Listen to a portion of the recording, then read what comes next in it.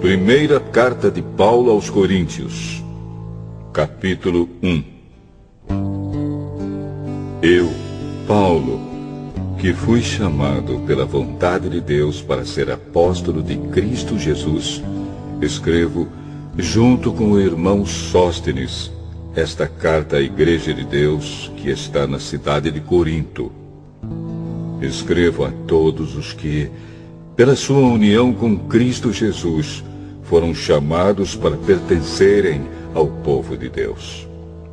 Esta carta é também para aqueles que em todos os lugares adoram o nosso Senhor Jesus Cristo, Senhor deles e nosso. Que a graça e a paz de Deus, o nosso Pai, e do Senhor Jesus Cristo estejam com vocês. Eu sempre agradeço ao meu Deus por causa da graça que Ele tem dado a vocês por meio de Cristo Jesus. Por estarem unidos com Cristo Jesus, vocês foram enriquecidos em tudo, tanto no dom de anunciar o Evangelho, como no dom da sabedoria espiritual. A mensagem a respeito de Cristo está tão firme em vocês, que vocês não têm deixado de receber nenhum dom espiritual enquanto esperam a vinda do nosso Senhor Jesus Cristo. Cristo vai conservá-los firmes até o fim, para que no dia da volta do nosso Senhor Jesus Cristo, vocês não tenham culpa de nada. Deus é fiel e chamou vocês para que vivam em união com o seu Filho Jesus Cristo, o nosso Senhor. Irmãos, peço, pela autoridade do nosso Senhor Jesus Cristo, que vocês estejam de acordo no que dizem e que não haja divisões entre vocês. Sejam completamente unidos num só pensamento e numa só intenção. Pois, meus irmãos, algumas pessoas da família de Cloé me contaram que existem brigas entre vocês. O que eu quero dizer é isto. Cada um de vocês diz uma coisa diferente. Um diz, eu sou de Paulo. Outro, eu sou de Apolo. Outro, eu sou de Pedro. E ainda outro, eu sou de Cristo. Por acaso Cristo foi dividido em várias partes? Será que Paulo morreu crucificado em favor de vocês? Ou será que vocês foram batizados em nome de Paulo? Graças a Deus que eu não batizei nenhum de vocês, a não ser Crispo e Gaio. Assim ninguém pode dizer que vocês foram batizados em meu nome. Ah, sim. Batizei também Estéfanas e a família dele. Mas não lembro de ter batizado mais ninguém. Pois Cristo não me enviou para batizar, mas para anunciar o Evangelho, e anunciá-lo sem usar a linguagem da sabedoria humana, para não tirar o poder da morte de Cristo na cruz. De fato, a mensagem da morte de Cristo na cruz é loucura para os que estão se perdendo. Mas para nós, que estamos sendo salvos, é o poder de Deus. Pois as Escrituras Sagradas dizem, destruirei a sabedoria dos sábios e acabarei com o conhecimento dos instruídos. Então, o que poderão dizer os sábios e os instruídos? O que vão dizer os grandes oradores deste mundo? Deus tem mostrado que a sabedoria deste mundo é loucura. Pois Deus, na sua sabedoria, não deixou que os seres humanos o conhecessem por meio da sabedoria deles. Pelo contrário, resolveu salvar aqueles que creem, e fez isso por meio da mensagem que anunciamos, a qual é chamada de louca. Os judeus pedem milagres como prova, e os não-judeus procuram a sabedoria. Mas nós anunciamos o Cristo crucificado. Uma mensagem que para os judeus é ofensa e para os não-judeus é loucura. Mas para aqueles que Deus tem chamado, tanto judeus como não-judeus, Cristo é o poder de Deus e a sabedoria de Deus. Pois aquilo que parece ser a loucura de Deus é mais sábio do que a sabedoria humana. E aquilo que parece ser a fraqueza de Deus é mais forte do que a força humana. Agora, meus irmãos, lembrem do que vocês eram quando Deus os chamou. Do ponto de vista humano, poucos de vocês eram sábios ou poderosos ou de famílias importantes. Para envergonhar os sábios, Deus escolheu aquilo que o mundo acha que é loucura. E para envergonhar os poderosos, Ele escolheu o que o mundo acha fraco. Para destruir o que o mundo pensa que é importante, Deus escolheu aquilo que o mundo despreza, acha humilde e diz que não tem valor. Isso quer dizer que ninguém pode ficar orgulhoso, pois sabe que está sendo visto por Deus.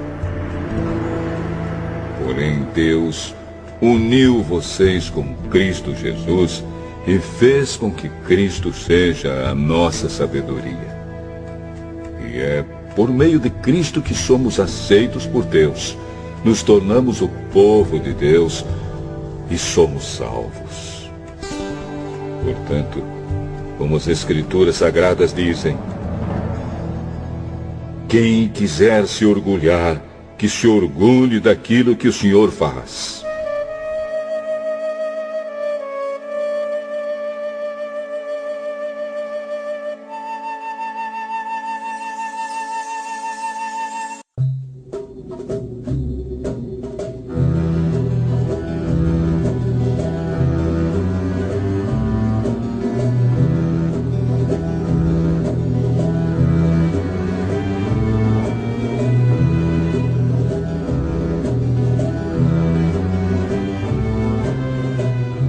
Primeira carta aos Coríntios, capítulo 2.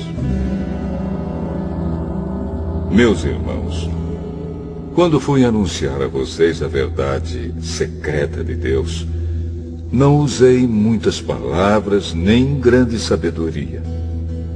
Porque quando estive com vocês, resolvi esquecer tudo, a não ser Jesus Cristo e principalmente a sua morte na cruz. Quando visitei vocês, eu estava fraco e tremia de medo. O meu ensinamento e a minha mensagem não foram dados com a linguagem da sabedoria humana, mas com provas firmes do poder do Espírito de Deus. Portanto, a fé que vocês têm não se baseia na sabedoria humana, mas no poder de Deus. Porém, para os que são espiritualmente maduros, anunciamos uma mensagem de sabedoria. Mas não é de uma sabedoria deste mundo, nem a dos poderes que o governam e que estão perdendo o seu poder. A sabedoria que anunciamos é a sabedoria secreta de Deus, escondida dos seres humanos. A sabedoria que o próprio Deus, antes mesmo da criação do mundo, já havia escolhido para nossa glória. Nenhum dos poderes que agora governam o mundo conheceu essa sabedoria. Pois, se a tivessem conhecido, não teriam crucificado o glorioso Senhor. Porém, como dizem as Escrituras Sagradas, o que ninguém nunca viu nem ouviu, e o que jamais alguém pensou que podia acontecer, foi isso o que Deus preparou para aqueles que o amam.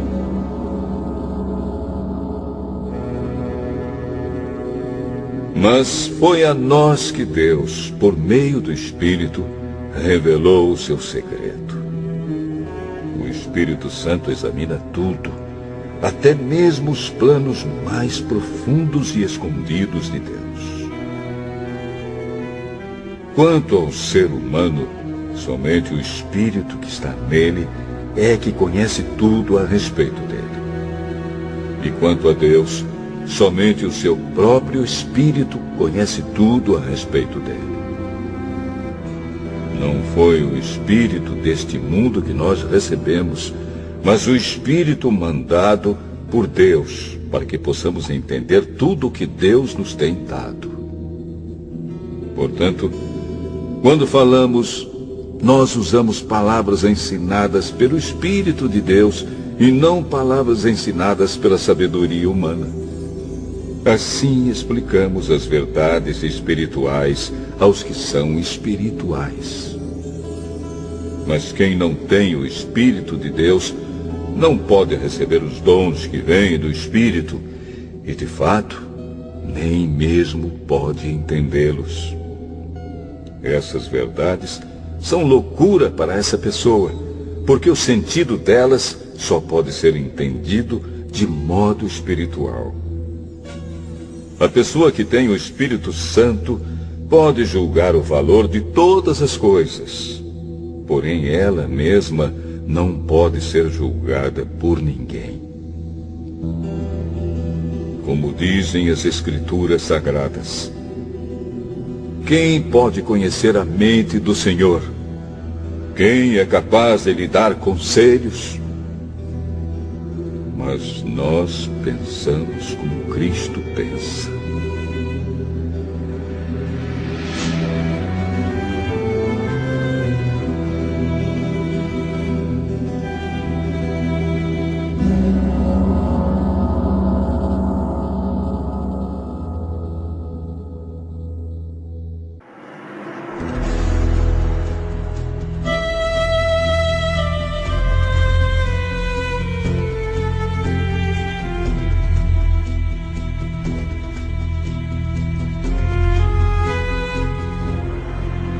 Primeira carta aos Coríntios, capítulo 3.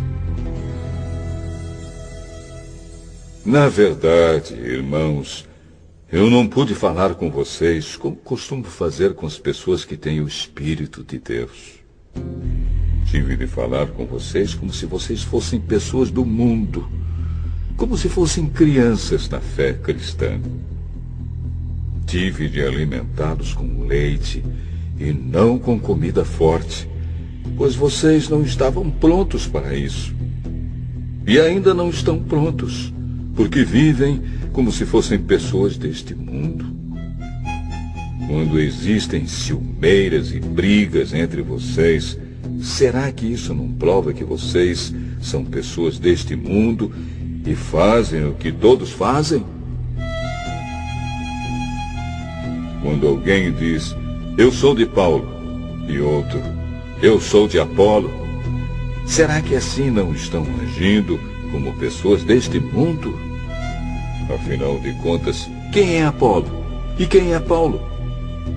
Somos somente servidores de Deus, e foi por meio de nós que vocês creram no Senhor. Cada um de nós faz o trabalho que o Senhor lhe deu para fazer. Eu plantei, e Apolo regou a planta, mas foi Deus quem a fez crescer.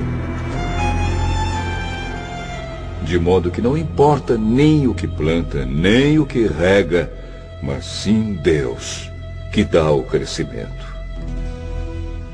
Pois não existe diferença entre a pessoa que planta e a pessoa que rega. Deus dará a recompensa de acordo com o trabalho que cada um tiver feito. Porque nós somos companheiros de trabalho no serviço de Deus, e vocês são o terreno no qual Deus faz o seu trabalho. Vocês são também o edifício de Deus. Usando o dom que Deus me deu, eu faço o trabalho de um construtor competente.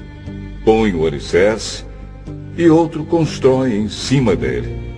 Porém, cada um deve construir com cuidado. Porque Deus já pôs Jesus Cristo como o único alicerce, e nenhum outro alicerce pode ser colocado. Alguns usam ouro ou prata ou pedras preciosas para construírem em cima do alicerce. E ainda outros usam madeira ou capim ou palha.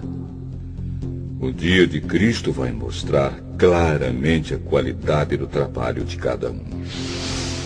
Pois o fogo daquele dia mostrará o trabalho de cada pessoa. O fogo vai mostrar e provar a verdadeira qualidade do trabalho. Se aquilo que alguém construir em cima do alicerce resistir ao fogo, então o construtor receberá a recompensa. Mas se o trabalho de alguém for destruído pelo fogo, então esse construtor perderá a recompensa. Porém, ele mesmo será salvo, como se tivesse passado pelo fogo para se salvar. Certamente vocês sabem que são o templo de Deus e que o Espírito de Deus vive em vocês. Assim, se alguém destruir o templo de Deus, Deus destruirá essa pessoa. Pois o templo de Deus é santo e vocês são o seu templo. Que ninguém engane a si mesmo. Se algum de vocês pensa que é sábio conforme a sabedoria humana, então precisa se tornar louco para ser de fato sábio. Pois aquilo que este mundo acha que é sabedoria, Deus acha que é loucura. Como dizem as Escrituras Sagradas, Deus pega os sábios nas suas espertezas. E também, o Senhor sabe que os pensamentos dos sábios não valem nada. Ninguém deve se orgulhar daquilo que as pessoas podem fazer. Pois tudo é de vocês. Isto é, Paulo, Apolo, Pedro, este mundo, a vida e a morte, o presente e o futuro. Tudo isso pertence a vocês. E vocês pertencem a Cristo. E Cristo pertence a Deus.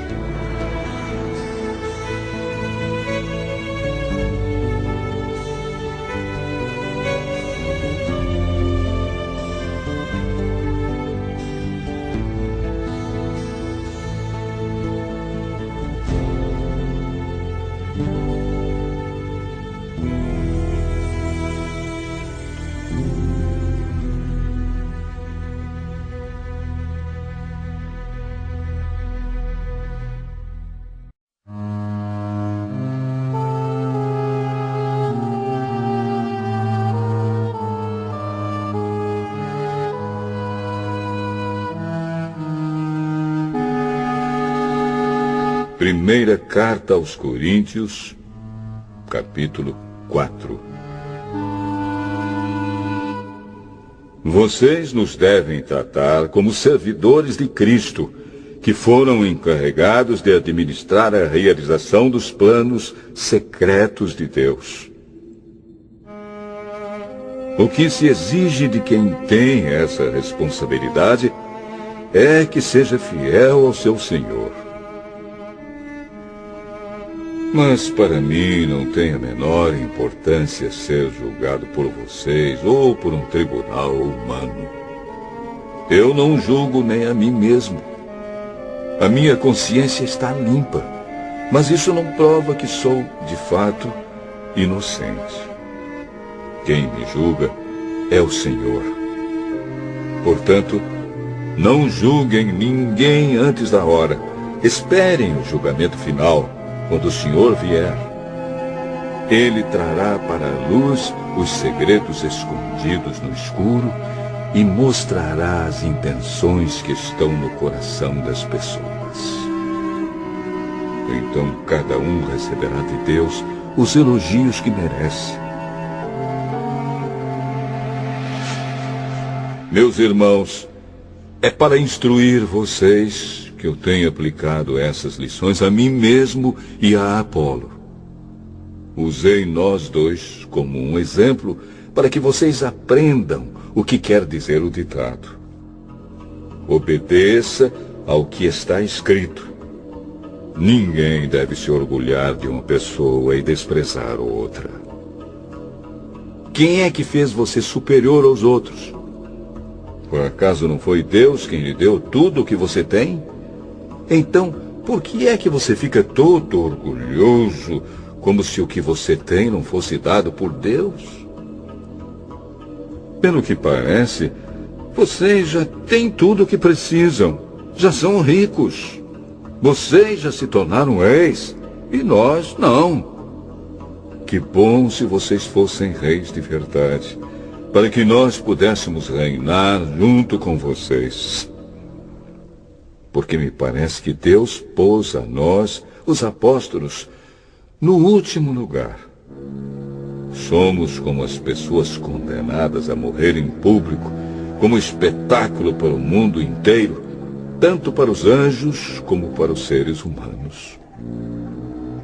Por causa de Cristo, nós somos loucos, mas vocês são sábios por estarem unidos com Ele. Nós somos fracos e vocês são fortes. Vocês são respeitados e nós somos desprezados. Até agora temos passado fome e sede. Temos nos vestido com trapos, temos recebido bofetadas e não temos lugar certo para morar. Temos nos cansado de trabalhar para nos sustentar. Quando somos amaldiçoados, nós abençoamos. Quando somos perseguidos, aguentamos com paciência.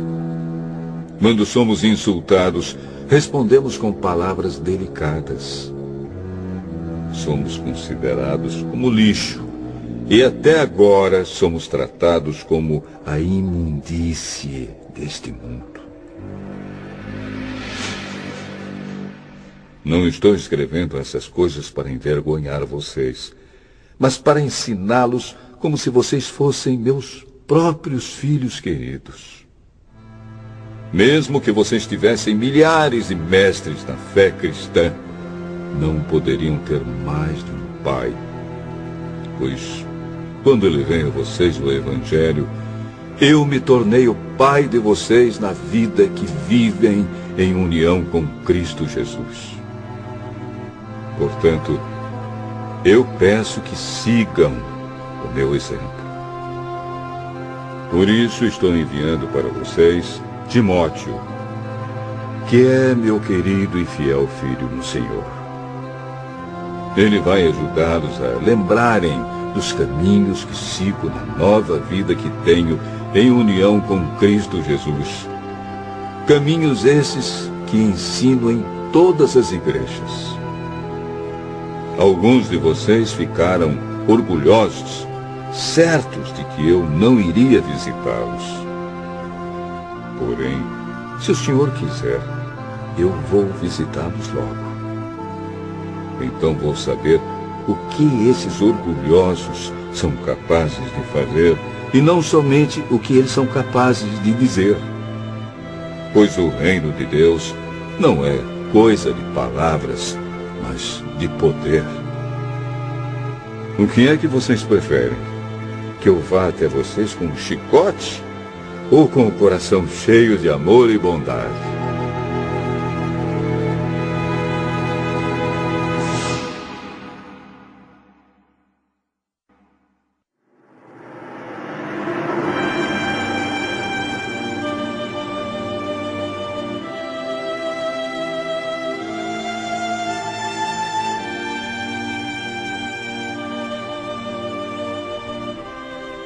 Primeira carta aos Coríntios, capítulo 5. Agora estão dizendo que há entre vocês uma imoralidade sexual tão grande que nem mesmo os pagãos seriam capazes de praticar. Fiquei sabendo que certo homem está tendo relações com a própria madrasta. Como é que vocês podem estar tão orgulhosos? Pelo contrário, vocês deviam ficar muito tristes e expulsar do meio de vocês quem está fazendo uma coisa dessas. Quanto a mim, ainda que não esteja presente aí pessoalmente, estou com vocês em espírito. E agindo como se eu estivesse aí, já julguei, pela autoridade do nosso Senhor Jesus, o homem que está fazendo essa coisa horrível. Quando vocês se reunirem, estarei com vocês em espírito. Então, pelo poder do nosso Senhor Jesus, que estará presente conosco, entreguem esse homem a Satanás, para que o seu corpo seja destruído, mas o seu espírito seja salvo no dia do Senhor. Não está certo que vocês estejam orgulhosos. Vocês conhecem aquele ditado: um pouco de fermento fermenta toda a massa. Joguem fora o velho fermento do pecado para ficarem completamente puros. Aí vocês serão como massa nova e sem fermento, como vocês, de fato, já são. Porque a nossa festa da Páscoa está pronta, agora que Cristo, o nosso Cordeiro da Páscoa, já foi oferecido em sacrifício. Então, vamos comemorar a nossa Páscoa, não com o pão que leva fermento, o fermento velho do pecado e da imoralidade, mas com o pão sem fermento, o pão da pureza e da verdade.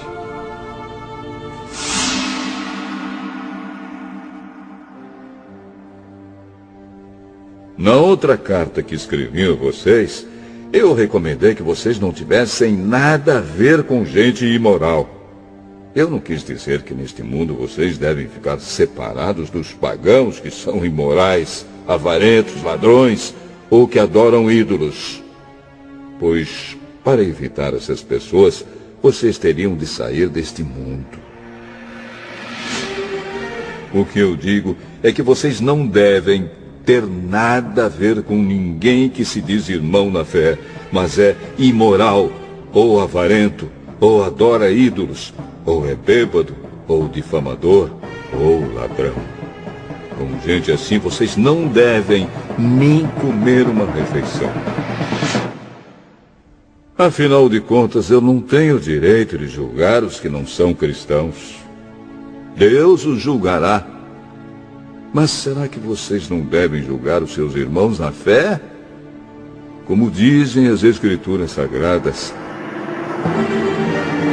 expulsem do meio de vocês esse homem imoral.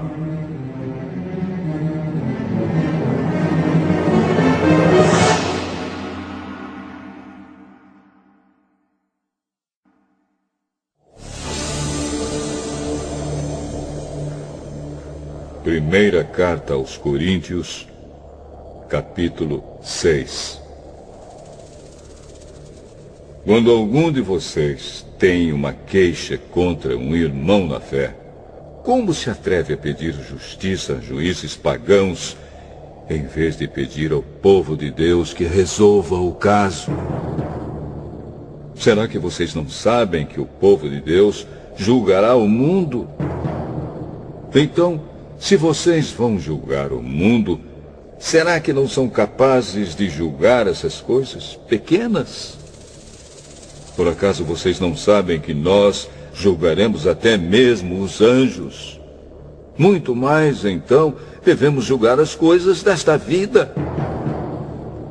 Portanto, se surgir alguma questão dessas, será que vocês vão procurar pessoas que são desprezadas na igreja para julgarem esses casos? Que vergonha! Será que entre vocês não existe alguém com bastante sabedoria para resolver uma questão entre irmãos? É claro que existe. Mas o que acontece é que um irmão em Cristo leva ao tribunal a sua queixa contra outro irmão e deixa que juízes pagãos julguem o caso. Só o fato de existirem questões entre vocês já mostra que vocês estão falhando completamente. Não seria melhor aguentar a injustiça? Não seria melhor ficar com o prejuízo? Pelo contrário, vocês cometem injustiça e roubam e fazem isso tudo contra os seus próprios irmãos. Vocês sabem que os maus não terão parte no reino de Deus. Não se enganem, pois os imorais, os que adoram ídolos, os adúlteros, os homossexuais, os ladrões, os avarentos, os bêbados, os caluniadores e os assaltantes não terão parte no reino de Deus. Alguns de vocês eram assim, mas foram lavados do pecado, separados para pertencer a Deus e aceitos por Ele, por meio do Senhor Jesus Cristo e pelo Espírito do nosso Deus.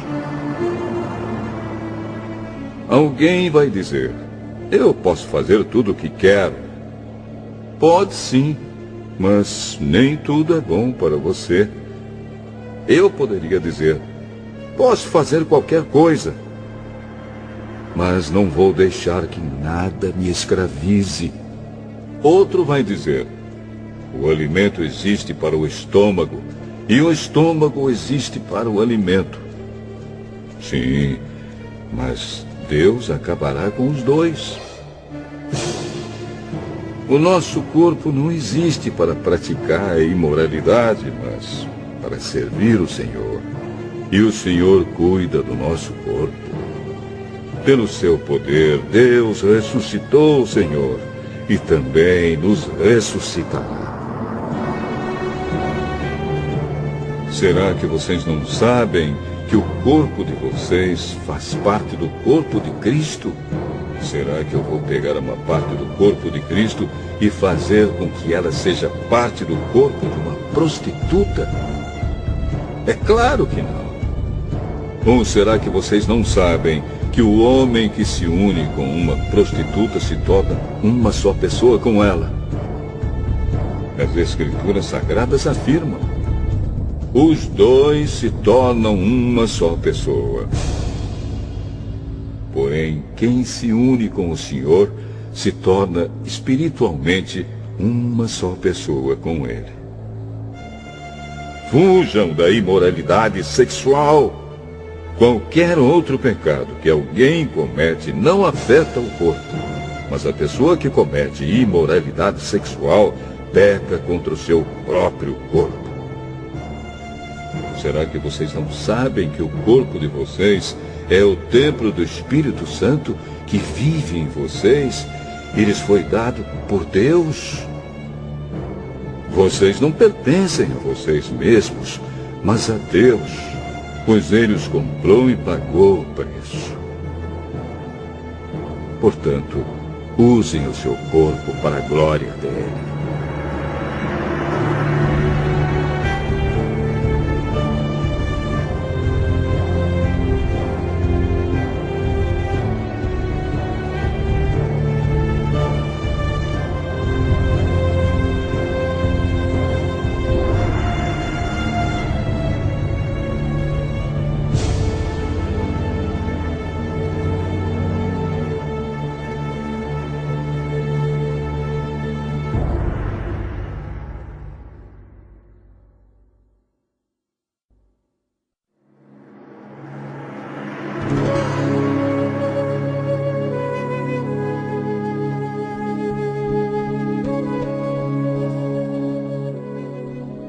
Primeira carta aos Coríntios, capítulo 7. Agora vou tratar dos assuntos a respeito dos quais vocês me escreveram. Vocês dizem que o homem faz bem em não casar.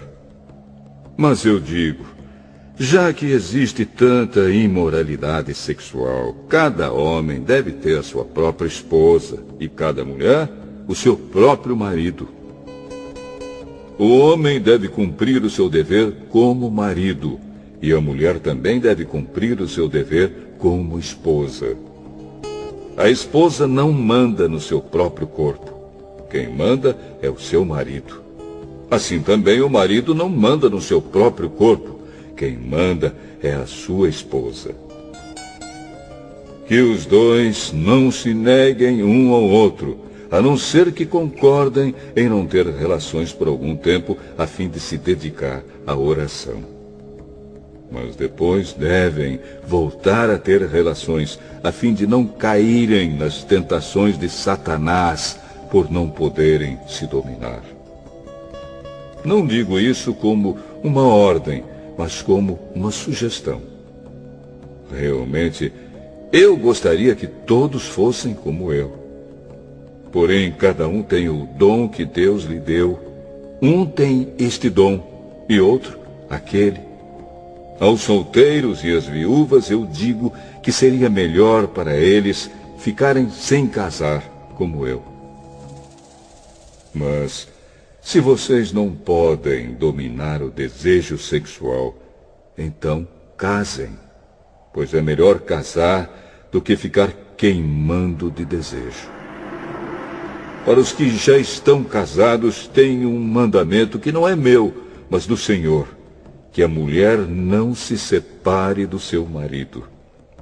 Porém, se ela se separar, que não case de novo, ou então que faça as pazes com o marido, e que o homem não se divorcie da sua esposa. Aos outros digo eu mesmo, e não o Senhor. Se um homem cristão é casado com uma mulher que não é cristã, e ela concorda em continuar vivendo com ele, que ele não se divorcie dela. E se uma mulher cristã é casada com um homem que não é cristão, e ele concorda em continuar vivendo com ela, que ela não se divorcie dele. Pois Deus aceita o homem que não é cristão, por ele estar unido com a sua esposa cristã, e aceita a mulher que não é cristã, por ela estar unida com o seu marido cristão. Se não fosse assim, os filhos deles não pertenceriam a Deus. Mas, sendo assim, eles pertencem. Porém, se o marido não cristão ou a esposa não cristã quiser o divórcio, então que se divorcie. Nesses casos, o marido cristão ou a esposa cristã está livre para fazer como quiser, pois Deus chamou vocês para viverem em paz. Esposa cristã, como é que você pode ter certeza de que não vai salvar o seu marido? E você, marido cristão, como é que você pode ter certeza de que não vai salvar a sua esposa? Cada um deve continuar vivendo de acordo com o dom que o Senhor lhe deu e na condição em que se encontrava quando Deus o chamou. É essa a regra que eu ensino em todas as igrejas. Se um homem judeu que é circuncidado aceita o chamado de Deus, ele não deve tirar as marcas da circuncisão. E se um homem não judeu que não é circuncidado aceita o chamado de Deus, ele não deve circuncidar-se. Não faz diferença estar circuncidado ou não. O que importa é obedecer aos mandamentos de Deus. Cada um deve continuar como era quando aceitou o chamado de Deus. Você era escravo quando Deus o chamou? Não se preocupe com isso. Mas, se você pode se tornar livre, então aproveite a oportunidade. pois o escravo que foi chamado pelo Senhor é agora um homem livre que pertence ao Senhor. Assim também, o homem livre que foi chamado por Cristo é escravo de Cristo. Deus comprou vocês por um preço. Portanto, não se tornem escravos de seres humanos. Irmãos, cada um deve continuar na presença de Deus, assim como era quando Deus o chamou. Para os solteiros, eu não tenho nenhum mandamento do Senhor, porém dou a minha opinião como uma pessoa que, pela misericórdia do Senhor, merece confiança. Por causa dos tempos difíceis em que vivemos, eu penso que é melhor para o homem ficar como está.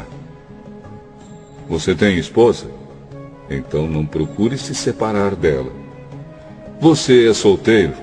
Então não procure esposa. Porém, se você casar, não estará cometendo pecado. E se uma moça solteira casar, também não estará cometendo pecado. Mas eu gostaria de poupar vocês dos problemas de cada dia que terão na vida de casados. Irmãos, o que eu quero dizer é isto. Não nos resta muito tempo. E daqui em diante os casados devem viver como se não tivessem casado. Os que choram, como se não estivessem chorando. Os que estão rindo, como se não estivessem rindo. Os que compram, como se não fosse deles aquilo que compraram.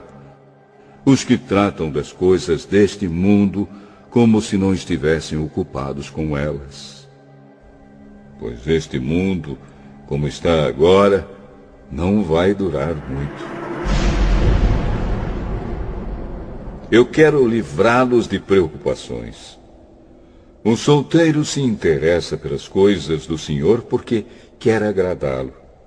Mas um homem casado se interessa pelas coisas deste mundo porque quer agradar a sua esposa. E por isso é puxado por duas direções diferentes. Quanto às mulheres, tanto as viúvas quanto as solteiras, elas estão interessadas nas coisas do Senhor porque querem se dedicar de corpo e alma a Ele. Mas a mulher casada se interessa pelas coisas deste mundo porque quer agradar o marido.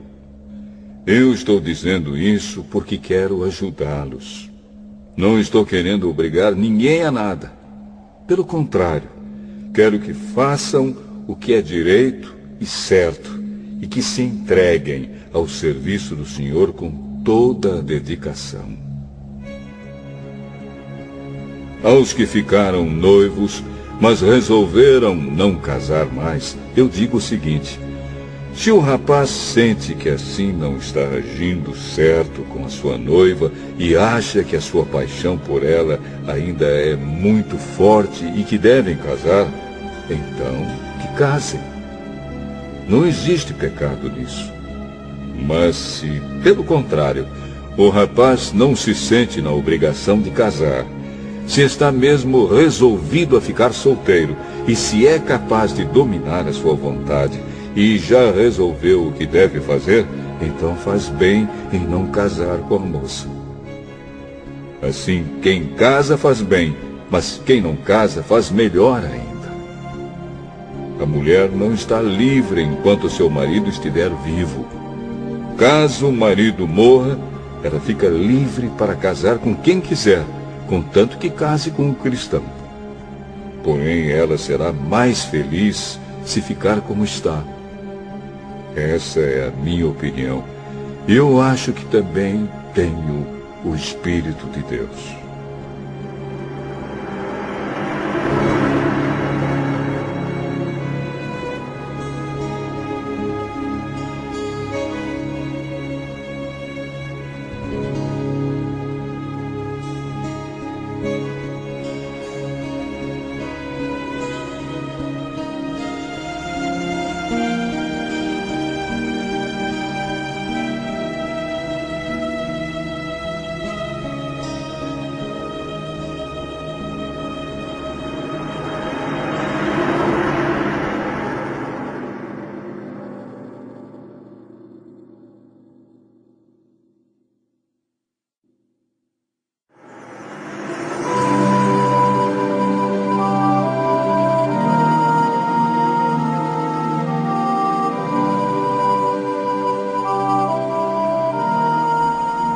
Primeira carta aos Coríntios, capítulo 8.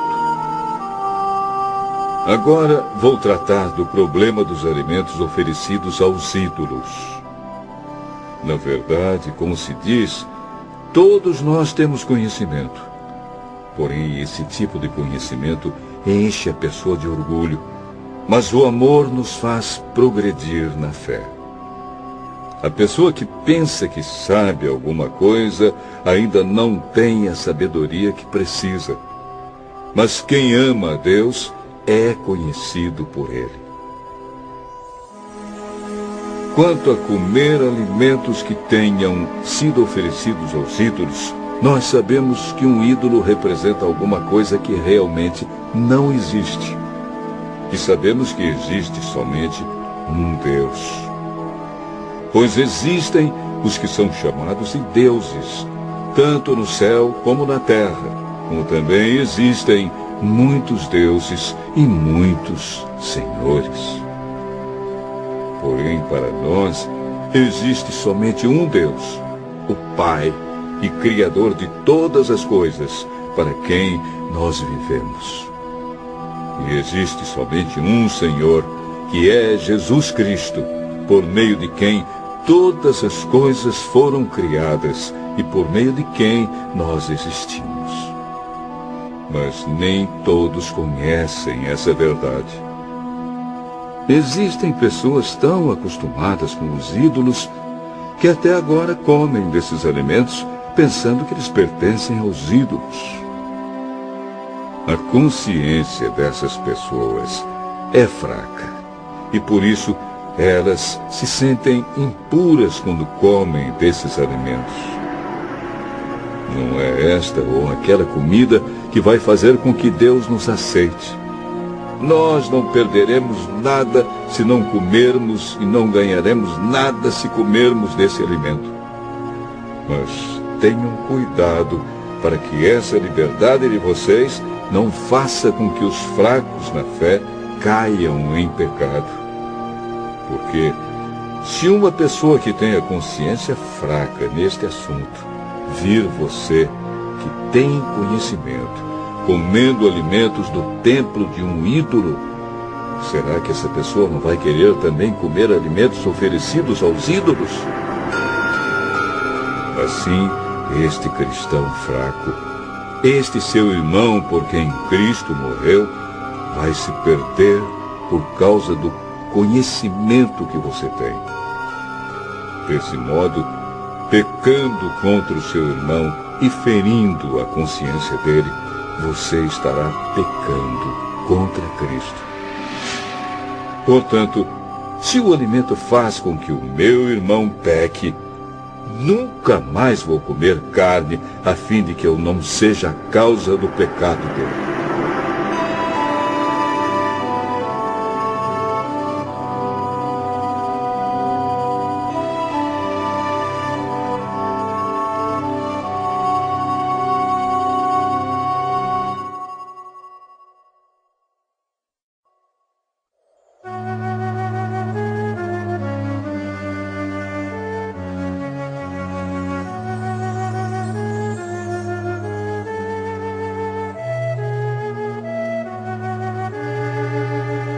Primeira carta aos Coríntios, capítulo 9.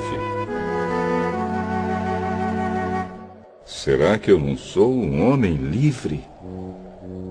Por acaso não sou um apóstolo? Será que eu não vi Jesus, o nosso Senhor? Por acaso vocês não são o resultado do trabalho que faço para o Senhor? Mesmo que outros não me aceitem como apóstolo, vocês me aceitam. Vocês mesmos, pelo fato de estarem unidos com o Senhor, são a prova de que sou um apóstolo.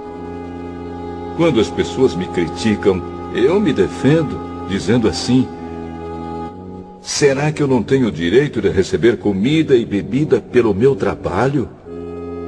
Será que nas minhas viagens eu não tenho o direito de levar comigo uma esposa cristã, como fazem os outros apóstolos, os irmãos do Senhor Jesus e também Pedro? Ou será que Barnabé e eu somos os únicos que temos de trabalhar para nos sustentar? Quem já ouviu falar de algum soldado que pagou as suas próprias despesas no exército? Ou qual é o fazendeiro que não come das uvas da sua própria plantação? Ou qual é o pastor que não toma do leite do seu gado? Não pensem que eu me apoio somente nesses exemplos da vida diária, pois a lei diz a mesma coisa. Na lei de Moisés está escrito assim: não amarre a boca do boi quando ele estiver pisando o trigo. Por acaso Deus está interessado nos bois? Ou foi a nosso respeito que lhe disse isso? É claro que isso está escrito em nosso favor. Tanto a pessoa que planta como a que colhe fazem o seu trabalho na esperança de receber a sua parte da colheita. Se temos semeado entre vocês a semente espiritual, será demais se recebermos de vocês alguma recompensa material? Se outros têm o direito de esperar isso de vocês, será que nós não temos muito mais direito do que eles? No entanto, nós não temos usado esse direito. Pelo contrário, temos aguentado tudo para não atrapalhar o Evangelho de Cristo. Certamente vocês sabem que os que trabalham no templo, é do templo que recebem os seus alimentos. E sabem também que os que oferecem sacrifícios no altar recebem uma parte da carne dos animais que são sacrificados ali. Assim o Senhor mandou também que aqueles que anunciam o Evangelho vivam do trabalho de anunciar o Evangelho. Mas eu não tenho usado nenhum desses direitos. Nem estou escrevendo isso agora para exigir esses direitos para mim mesmo. Eu preferiria morrer a fazer isso. E ninguém vai me tirar o orgulho que eu tenho de agir assim. Eu não tenho direito de ficar orgulhoso por anunciar o Evangelho. Afinal de contas, fazer isso é minha obrigação. Ai de mim se não anunciar o Evangelho. Por isso, se eu faço o meu trabalho por minha própria vontade, então posso esperar algum pagamento. Porém, se faço como um dever, é porque é um trabalho que Deus me deu para fazer. Nesse caso, qual é o pagamento que recebo? É a satisfação de anunciar o Evangelho sem cobrar nada e sem exigir os direitos que tenho como pregador do Evangelho.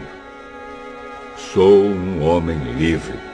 Não sou escravo de ninguém. Mas eu me fiz escravo de todos a fim de ganhar para Cristo o maior número possível de pessoas.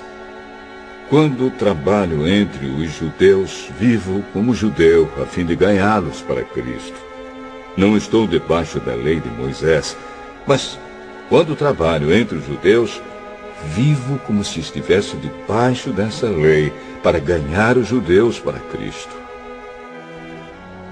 Assim também, quando estou entre os não-judeus, vivo fora da lei de Moisés, a fim de ganhar os não-judeus para Cristo. Isso não quer dizer que eu não obedeço à lei de Deus, pois estou, de fato, debaixo da lei de Cristo. Quando estou entre os fracos na fé, eu me torno fraco também, a fim de ganhá-los para Cristo. Assim, eu me torno tudo para todos, a fim de poder, de qualquer maneira possível, salvar alguns. Faço tudo isso por causa do Evangelho, a fim de tomar parte nas suas bênçãos. Vocês sabem que numa corrida, embora todos os corredores tomem parte, somente um ganha o prêmio. Portanto, corram de tal maneira que ganhem o prêmio. Todo atleta que está treinando aguenta exercícios duros porque quer receber uma coroa de folhas de louro, uma coroa que, aliás, não dura muito. mas nós queremos receber uma coroa que dura para sempre.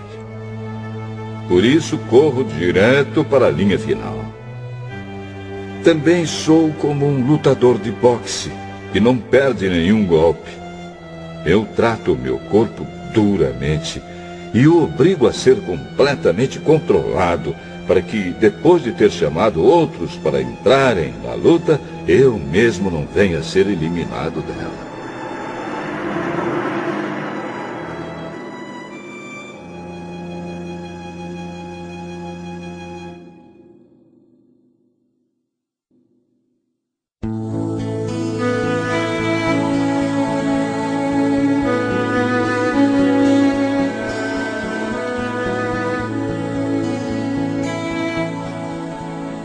Primeira carta aos Coríntios, capítulo 10.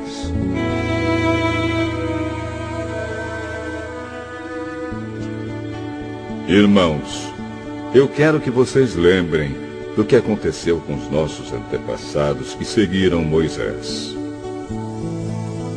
Todos foram protegidos pela nuvem e passaram pelo Mar Vermelho. Como seguidores de Moisés, eles foram batizados na nuvem e no mar.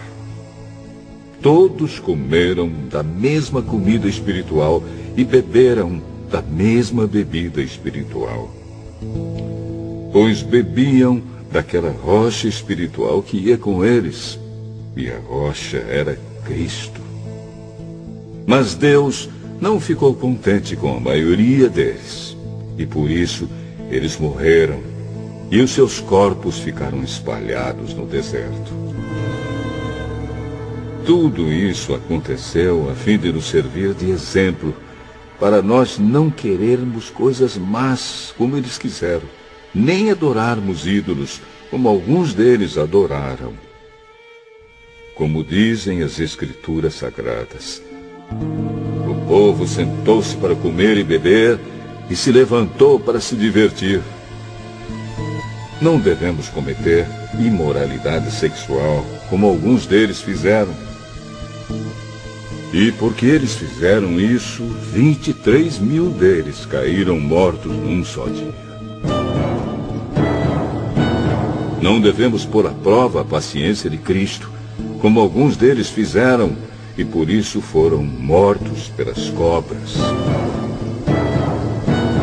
Vocês não devem se queixar, como fizeram alguns deles, e por isso foram destruídos pelo anjo da morte. Tudo isso aconteceu com os nossos antepassados, a fim de servir de exemplo para os outros. E aquelas coisas foram escritas a fim de servirem de aviso para nós.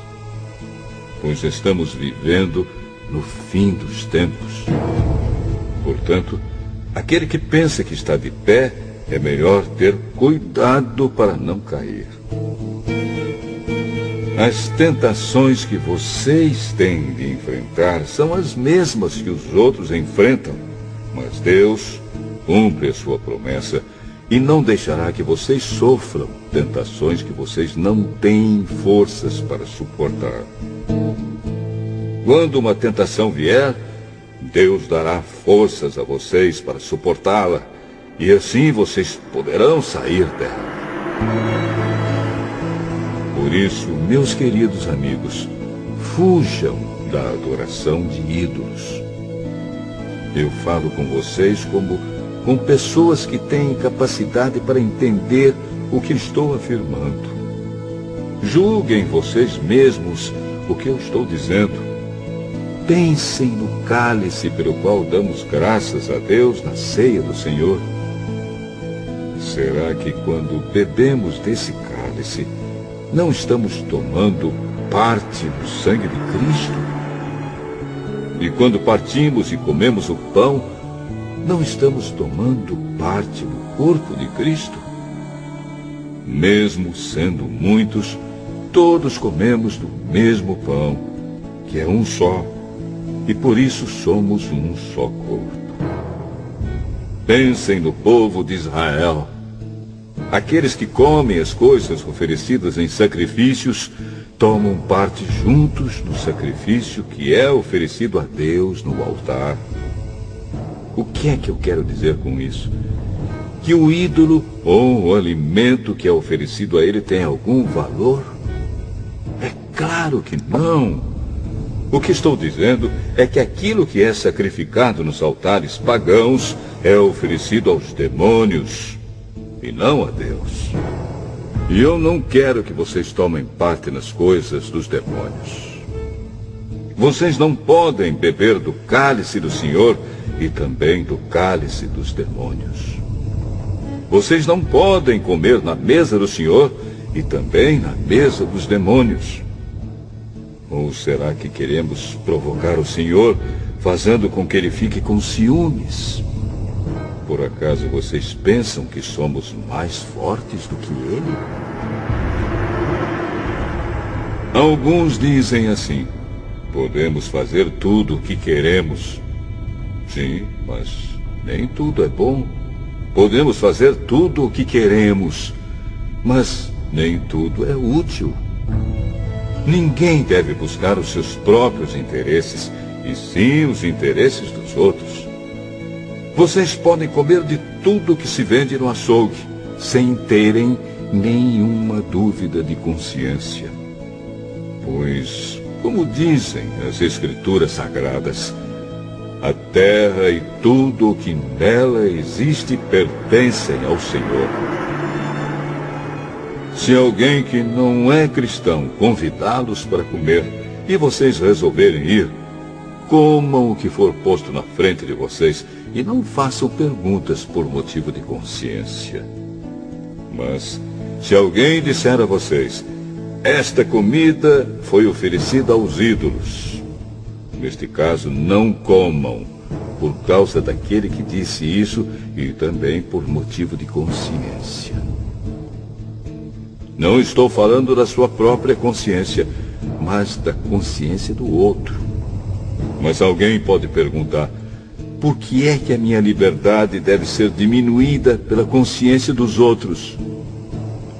Se eu agradeço a Deus o alimento que como, por que é que sou criticado, se já o agradeci a Deus?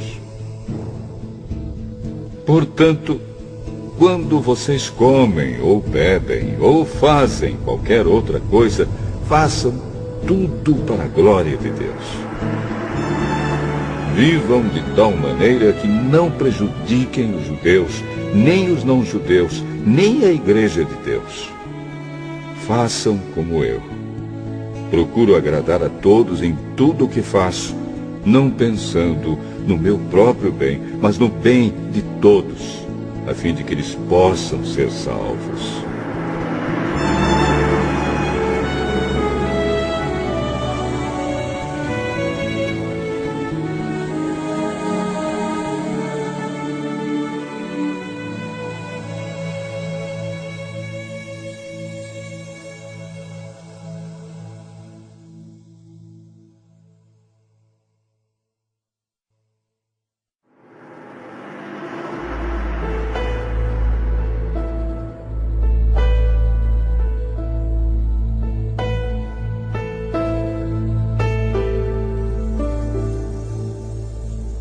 Primeira carta de Paulo aos Coríntios, capítulo 11.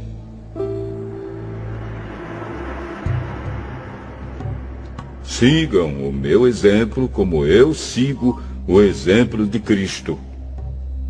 Eu os elogio porque vocês sempre lembram de mim e seguem as instruções que eu passei para vocês. Mas quero que entendam que Cristo tem autoridade sobre todo marido, que o marido tem autoridade sobre a esposa e que Deus tem autoridade sobre Cristo.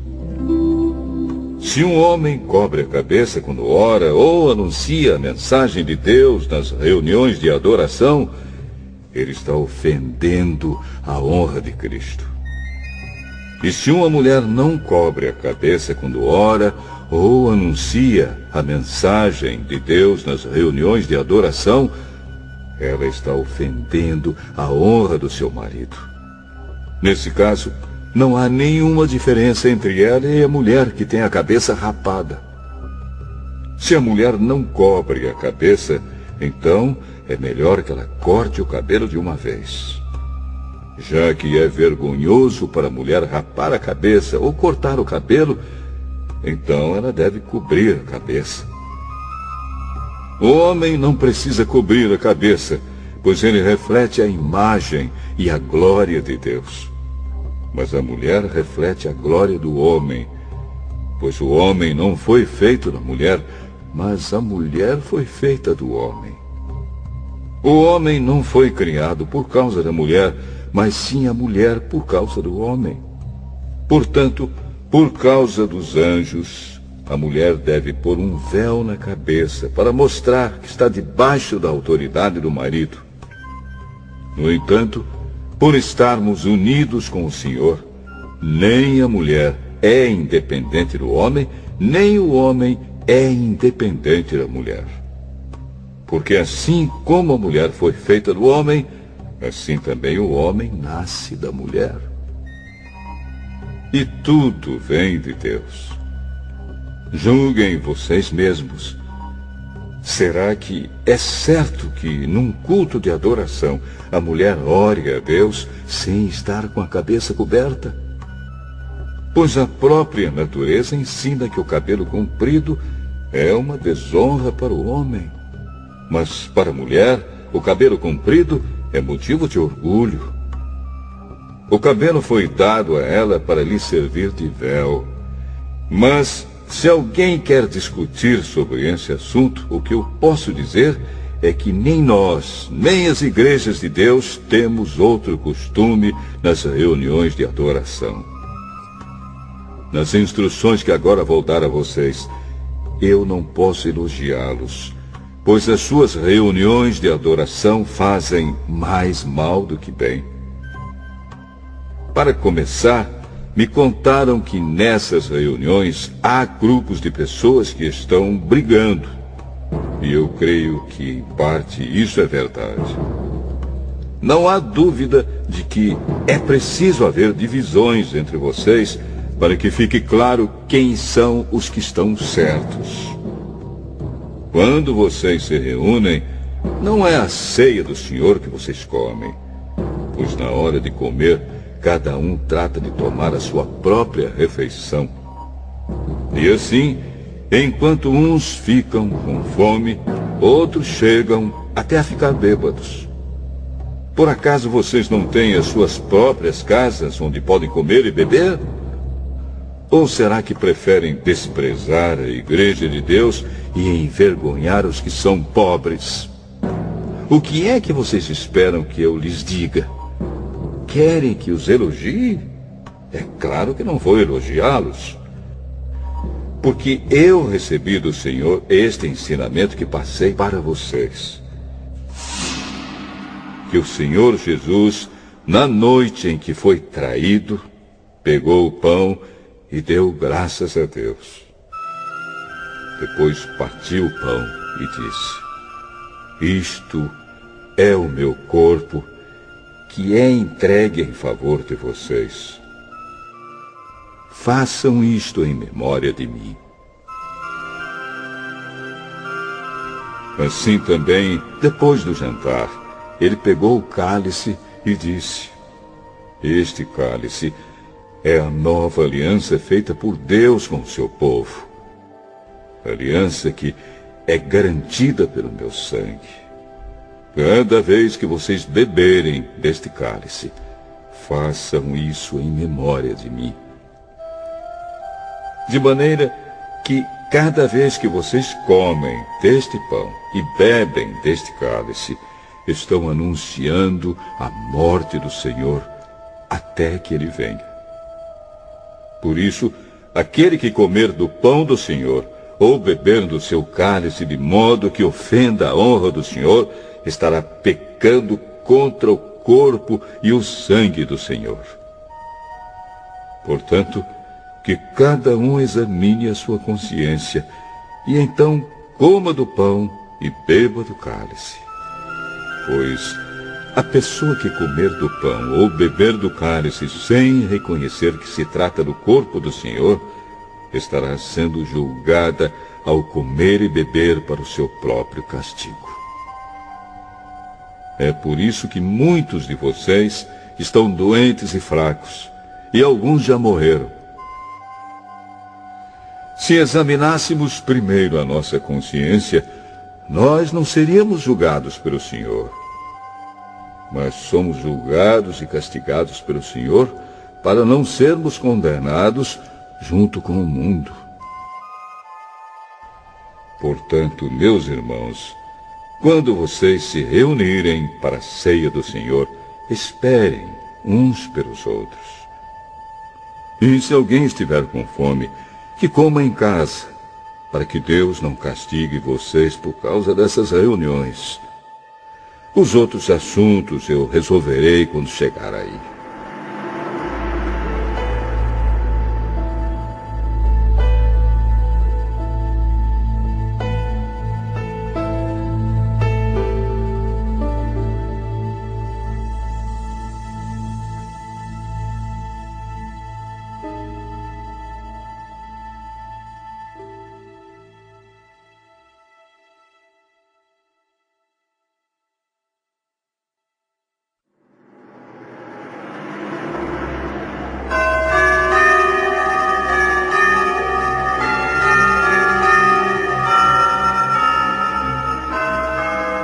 Primeira carta de Paulo aos Coríntios,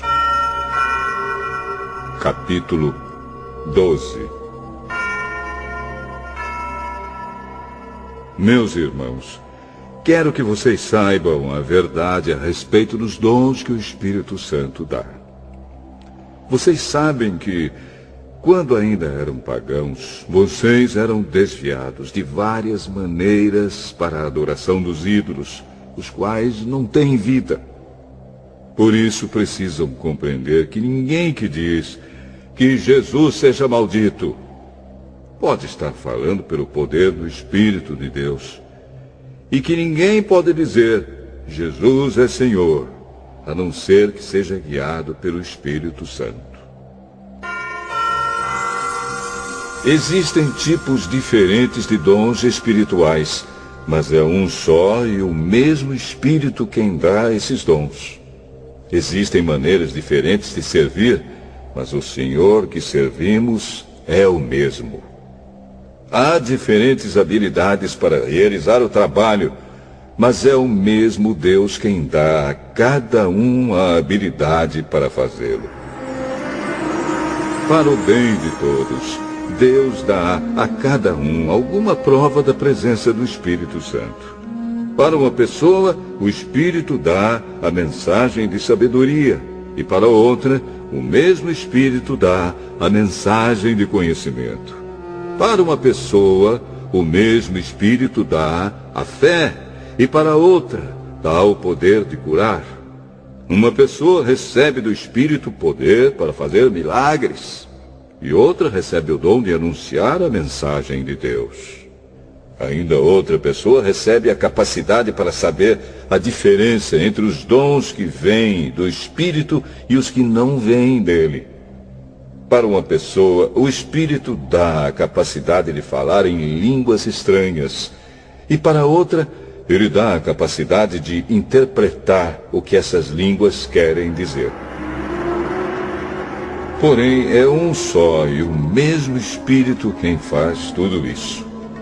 Ele dá um tom diferente para cada pessoa, conforme ele quer. Cristo é como um corpo, o qual tem muitas partes. E todas as partes, mesmo sendo muitas, formam um só corpo. Assim também, todos nós, judeus e não judeus, escravos e livres, fomos batizados pelo mesmo Espírito para formar um só corpo. E a todos nós foi dado de beber do mesmo Espírito. Pois o corpo não é feito de uma só parte, mas de muitas.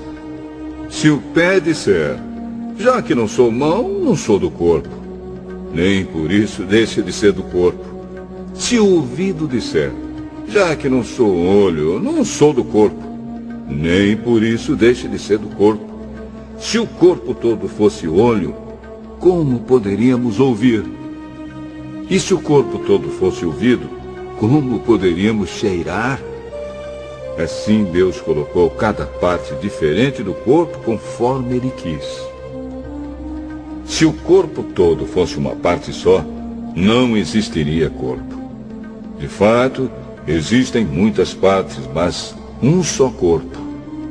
Portanto, o olho não pode dizer para a mão: eu não preciso de você. E a cabeça não pode dizer para os pés: não preciso de vocês. O fato é que as partes do corpo que parecem ser as mais fracas são as mais necessárias. E aquelas que achamos menos honrosas são as que tratamos com mais honra. E as partes que parecem ser feias recebem um cuidado especial que as outras mais bonitas não precisam. Foi assim que Deus fez o corpo, dando mais honra às partes menos honrosas. Desse modo não existe divisão no corpo, mas todas as suas partes têm o mesmo interesse umas pelas outras. Se uma parte do corpo sofre, todas as outras sofrem com ela. Se uma é elogiada, todas as outras se alegram com ela. Pois bem, vocês são o corpo de Cristo, e cada um é uma parte desse corpo. Na igreja, Deus pôs tudo no lugar certo. Em primeiro lugar, os apóstolos. Em segundo, os profetas. E em terceiro, os mestres. Em seguida, pôs os que fazem milagres. Depois, os que têm o dom de curar, ou de ajudar, ou de liderar, ou de falar em línguas estranhas. Nem todos são apóstolos, ou profetas, ou mestres. Nem todos têm o dom de fazer milagres, nem de curar doenças, nem de falar em línguas estranhas, nem de explicar o que essas línguas querem dizer. Por isso, se esforcem para ter os melhores dons. Porém, eu vou mostrar a vocês o caminho que é o melhor de todos.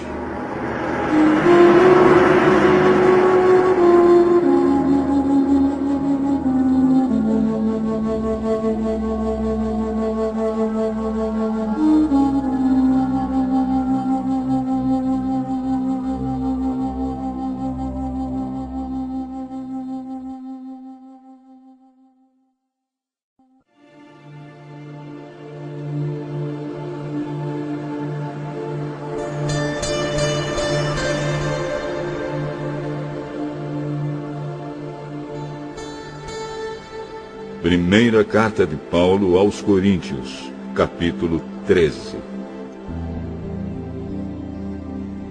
Eu poderia falar todas as línguas que são faladas na terra e até no céu, mas se não tivesse amor, as minhas palavras seriam como o som de um gongo ou como o barulho de um sino.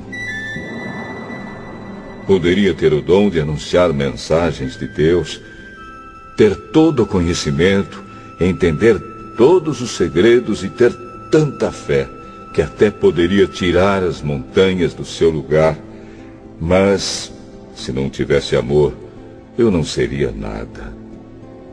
Poderia dar tudo o que tenho e até mesmo entregar o meu corpo para ser queimado. Mas se eu não tivesse amor, isso não me adiantaria nada. Quem ama é paciente e bondoso.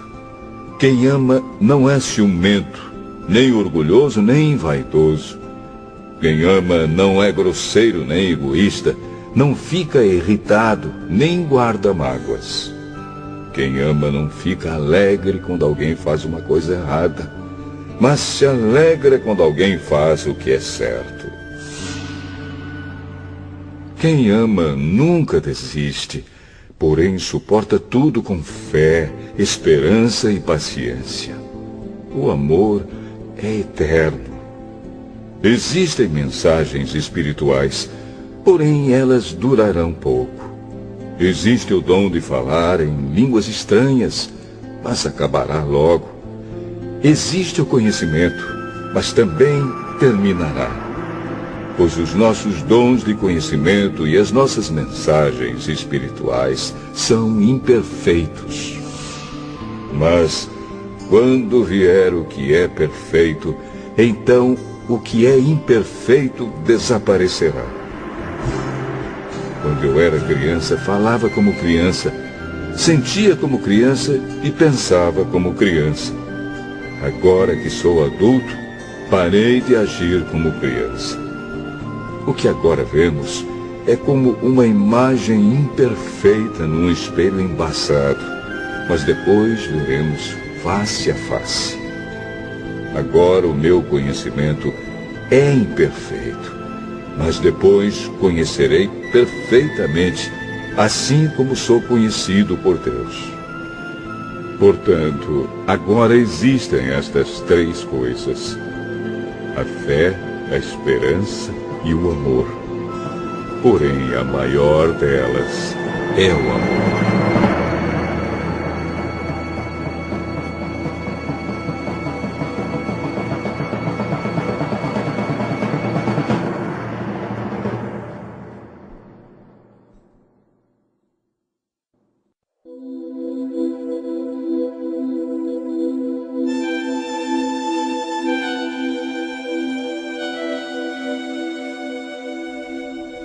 Primeira carta de Paulo aos Coríntios, capítulo 14. Portanto, esforcem-se para ter amor. Procurem também ter dons espirituais, especialmente o de anunciar a mensagem de Deus. Quem fala em línguas estranhas fala a Deus e não às pessoas, pois ninguém o entende. Pelo poder do Espírito Santo, ele diz verdades secretas. Porém, quem anuncia a mensagem de Deus fala para as pessoas, ajudando-as e dando-lhes coragem e consolo. Quem fala em línguas estranhas ajuda somente a si mesmo. Mas quem anuncia a mensagem de Deus ajuda a igreja toda. Eu gostaria que vocês todos falassem em línguas estranhas, mas gostaria ainda mais que tivessem o dom de anunciar a mensagem de Deus. Porque quem anuncia a mensagem de Deus tem mais valor do que quem fala em línguas estranhas, a não ser que esteja ali alguém que possa interpretar o que está sendo dito, para que toda a igreja seja ajudada espiritualmente. Por isso, irmãos, quando eu os visitar, que proveito vocês terão se eu lhes falar em línguas estranhas? É claro que nenhum, a não ser que leve a vocês alguma revelação de Deus, ou algum conhecimento, ou alguma mensagem inspirada, ou algum ensinamento.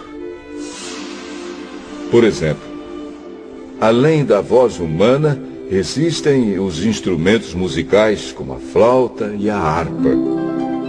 Se os sons não saírem com toda clareza, como poderá alguém saber o que está sendo tocado em um ou outro desses instrumentos? Se quem toca a corneta não der um som bem claro, quem se preparará para a batalha? Assim também, como é que os outros vão entender o que vocês estão dizendo se a mensagem por meio de línguas estranhas não for clara?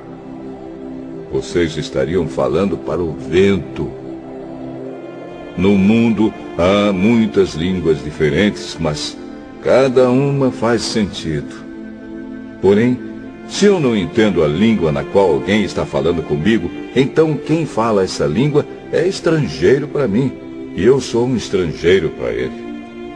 Por isso, já que vocês estão com tanta vontade de ter os dons do Espírito, procurem, acima de tudo, ter os dons que fazem com que a igreja cresça espiritualmente. Portanto, quem fala em línguas estranhas deve orar, pedindo a Deus que lhe dê o dom de interpretar o que elas querem dizer.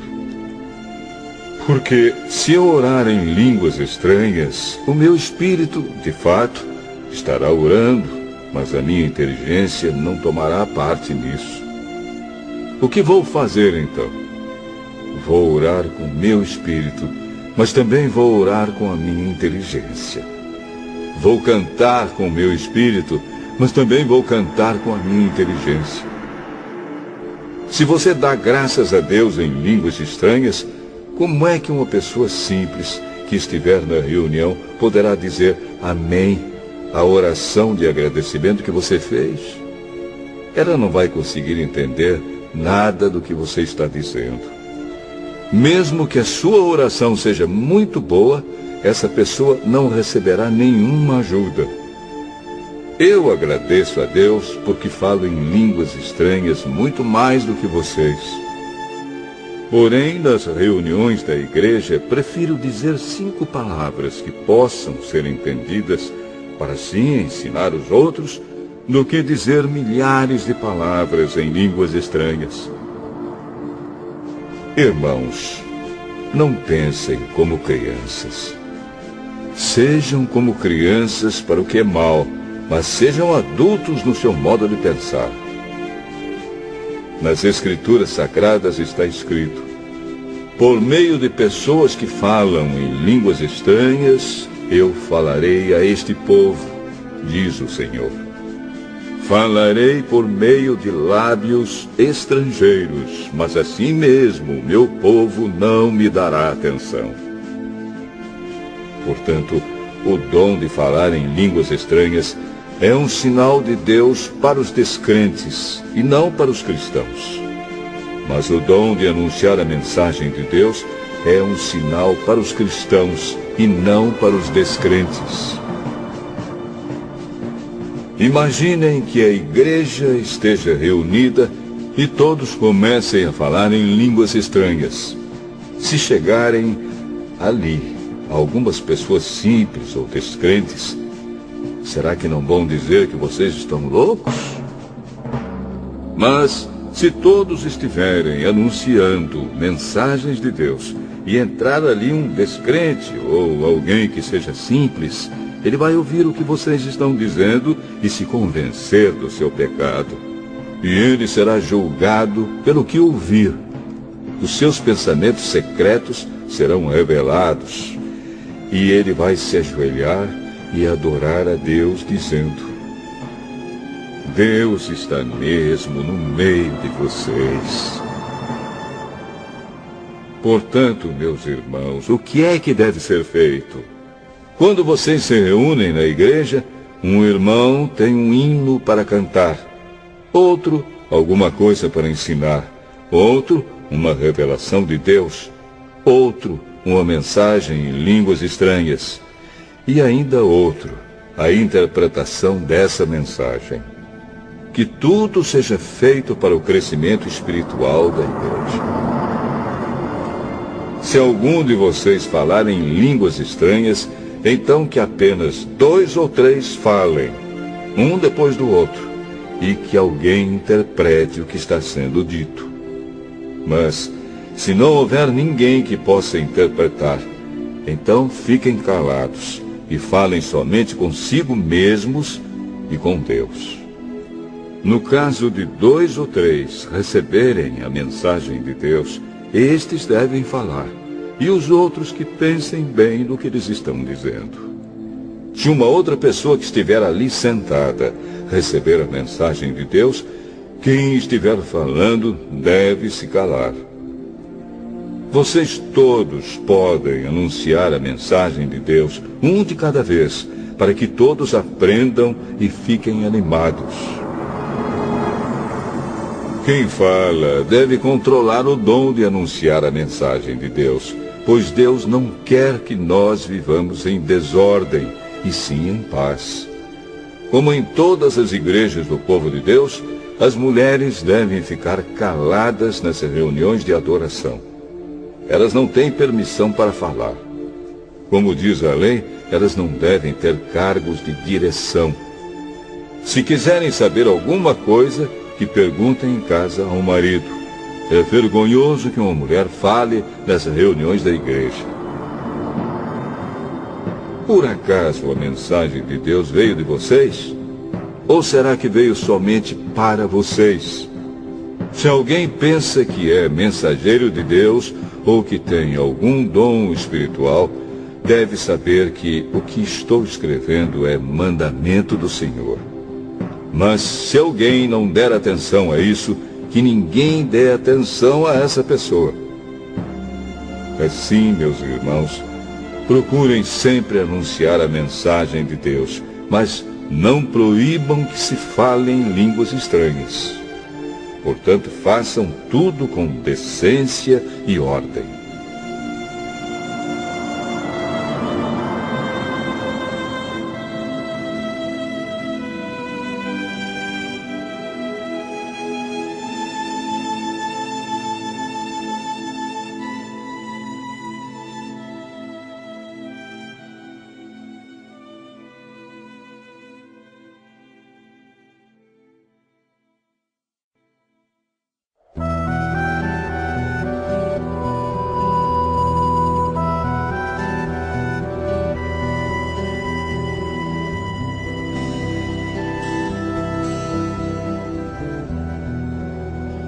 Primeira carta de Paulo aos Coríntios, capítulo 15.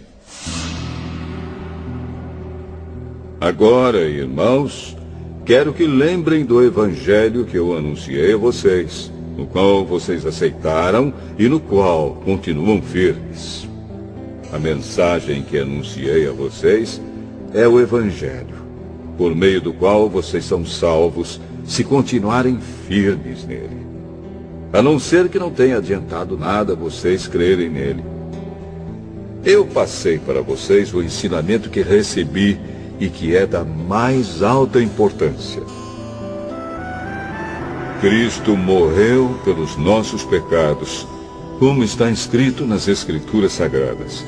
Ele foi sepultado e no terceiro dia foi ressuscitado, como está escrito nas Escrituras, e apareceu a Pedro e depois aos 12 apóstolos. Depois apareceu de uma só vez a mais de 500 seguidores, dos quais a maior parte ainda vive, mas alguns já morreram. Em seguida apareceu a Tiago, e mais tarde a todos os apóstolos. Por último, depois de todos, ele apareceu também a mim, como para alguém nascido fora de tempo. De fato, eu sou o menos importante dos apóstolos e até nem mereço ser chamado de apóstolo, pois persegui a igreja de Deus. Mas, pela graça de Deus, sou o que sou. E a graça que ele me deu não ficou sem resultados. Pelo contrário, eu tenho trabalhado muito mais do que todos os outros apóstolos. No entanto, não sou eu quem tem feito isso, e sim a graça de Deus que está comigo. Assim, não importa se a mensagem foi entregue por mim ou se foi entregue por eles. O importante é que foi isso que todos nós anunciamos, e foi nisso que vocês creram. Se a nossa mensagem é que Cristo foi ressuscitado, como é que alguns de vocês dizem que os mortos não vão ressuscitar? Se não existe a ressurreição de mortos, então quer dizer que Cristo não foi ressuscitado. E se Cristo não foi ressuscitado, nós não temos nada para anunciar, e vocês não têm nada para crer. E mais ainda, nesse caso estaríamos mentindo contra Deus, porque afirmamos que ele ressuscitou Cristo. Mas, se é verdade que os mortos não são ressuscitados, então Deus não ressuscitou Cristo. Porque, se os mortos não são ressuscitados, Cristo também não foi ressuscitado. E se Cristo não foi ressuscitado, a fé que vocês têm é uma ilusão e vocês continuam perdidos nos seus pecados. Se Cristo não ressuscitou, os que morreram crendo nele estão perdidos. Se a nossa esperança em Cristo só vale para esta vida, nós somos as pessoas mais infelizes deste mundo. Mas a verdade é que Cristo foi ressuscitado. E isso é a garantia de que os que estão mortos também serão ressuscitados. Porque assim como por meio de um homem veio a morte, assim também por meio de um homem veio a ressurreição. Assim como, por estarem unidos com Adão, todos morrem, assim também, por estarem unidos com Cristo, todos ressuscitarão. Porém, cada um será ressuscitado na sua vez. Cristo, o primeiro de todos, depois os que são de Cristo, quando ele vier. E então virá o fim. Cristo destruirá todos os governos espirituais, todas as autoridades e poderes, e entregará o reino a Deus, o Pai. Pois Cristo tem de reinar até que Deus faça com que ele domine todos os inimigos. O último inimigo que será destruído é a morte. As Escrituras Sagradas dizem: Deus pôs todas as coisas debaixo do domínio dele. É claro que dentro das palavras, todas as coisas, não está o próprio Deus, que põe tudo debaixo do domínio de Cristo. Mas, quando tudo for dominado por Cristo, então o próprio Cristo, que é o Filho, se colocará debaixo do domínio de Deus, que pôs todas as coisas debaixo do domínio dele. Então Deus reinará completamente sobre tudo. Pensem agora nas pessoas que são batizadas em favor dos mortos. O que é que elas esperam conseguir? Se os mortos não são ressuscitados, por que é que essas pessoas se batizam em favor deles? E quanto a nós, por que é que nos colocamos em perigo a toda hora? Irmãos, eu enfrento a morte todos os dias. Se afirmo isso, é pelo orgulho que tenho de vocês, pois estamos todos unidos com Cristo Jesus, o nosso Senhor. Aqui em Éfeso, eu lutei contra inimigos como se lutasse contra animais selvagens. E se fiz isso somente por interesses humanos, o que foi que eu consegui com isso? Se é verdade que os mortos não são ressuscitados, façamos o que diz o ditado: comamos e bebamos, porque amanhã morreremos. Não se enganem. As más companhias estragam os bons costumes. Comecem de novo a viver uma vida séria e direita e parem de pecar.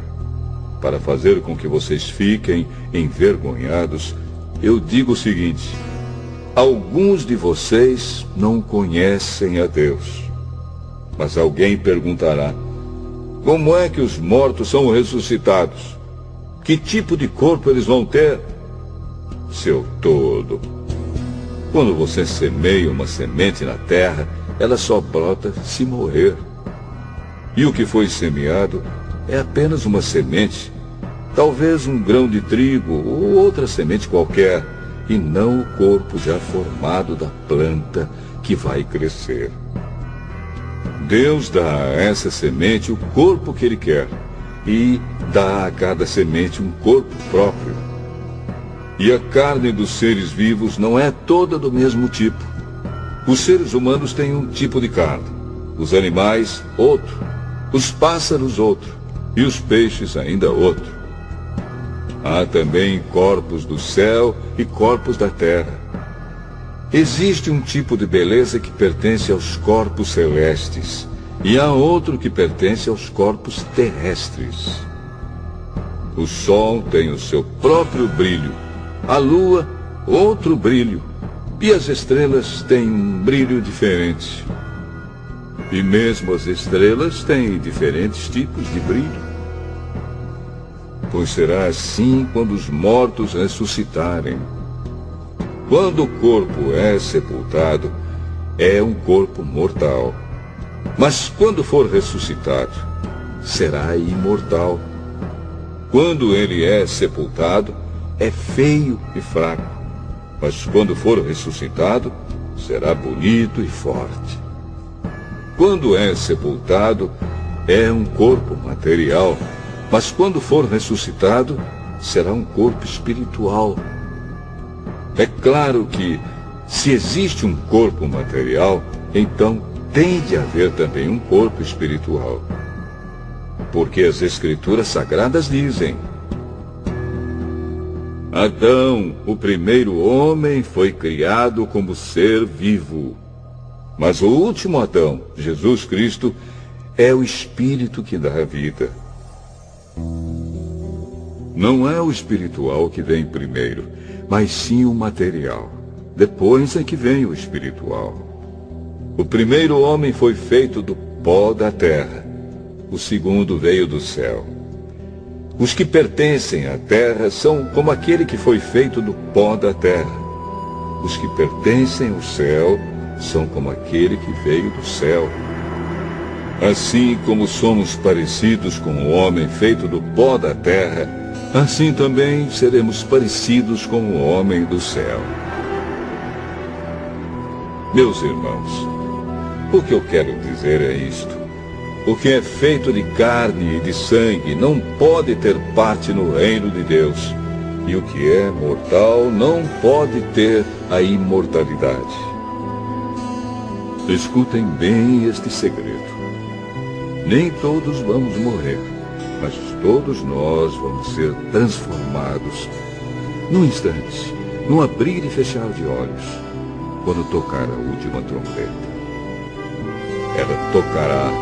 Os mortos serão ressuscitados como seres imortais, e todos nós seremos transformados. Pois este corpo mortal precisa se vestir com o que é imortal. Este corpo que vai morrer precisa se vestir com o que não pode morrer.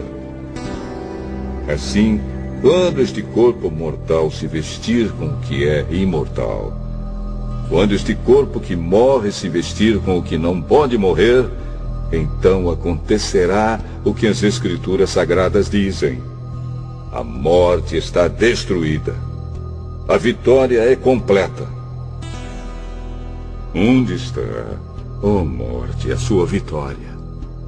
Onde está, ó morte, o seu poder de ferir? O que dá à morte o poder de ferir é o pecado. E o que dá ao pecado o poder de ferir é a lei. Mas agradeçamos a Deus que nos dá a vitória por meio do nosso Senhor Jesus Cristo. Portanto, queridos irmãos, continuem fortes e firmes. Continuem ocupados no trabalho do Senhor, pois vocês sabem que todo o seu esforço nesse trabalho sempre traz proveito.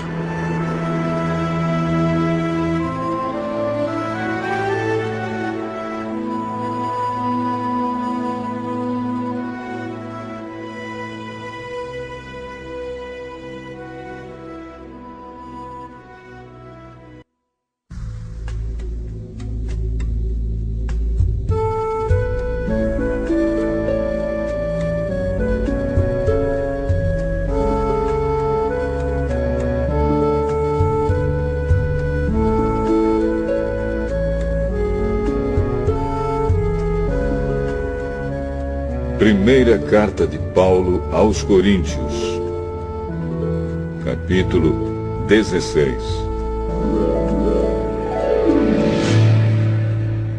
Agora vou tratar do dinheiro para ajudar o povo de Deus da Judéia. Façam o que eu disse às igrejas da província da Galácia.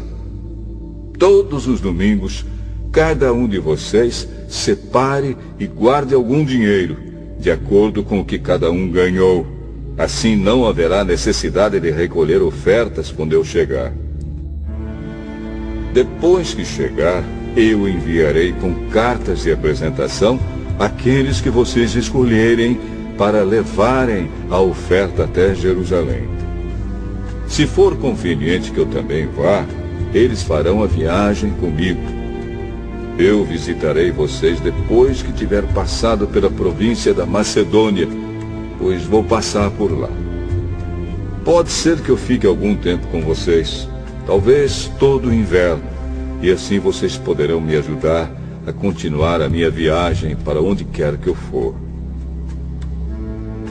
Pois eu não quero ver vocês apenas de passagem.